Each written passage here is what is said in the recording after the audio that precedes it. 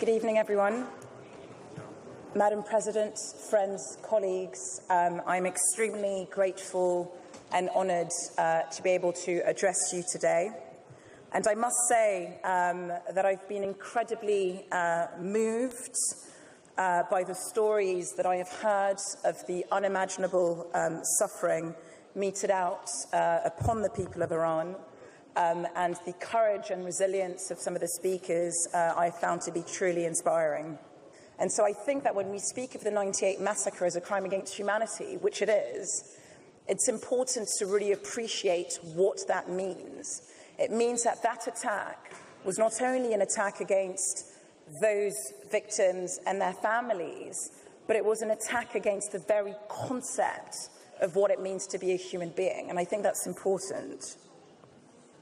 We're talking about 30,000 individuals. That is, on any view, widespread and systematic. So this is a clear example of state terror, of state butchery, of state savagery.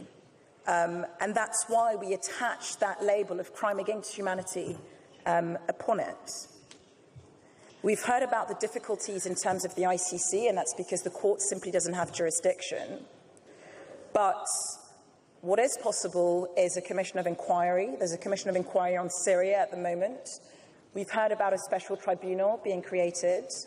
We've also heard about universal jurisdiction, and that means should an Iranian leader implicated in these crimes set foot in a jurisdiction that recognises those principles, in theory, that person could be subject to prosecution in that country. So I think, and it's perhaps trite, this is a quote from Dr. King, and he said that the arc of the moral universe is long, but it bends towards justice. And I do think that's true. So I'm not saying there's going to be justice tomorrow. I'm not saying there's going to be justice next week. But we now have the laws in place to prosecute.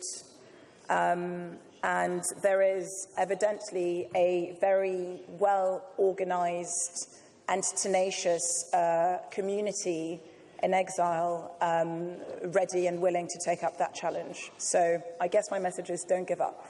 Thank you very much.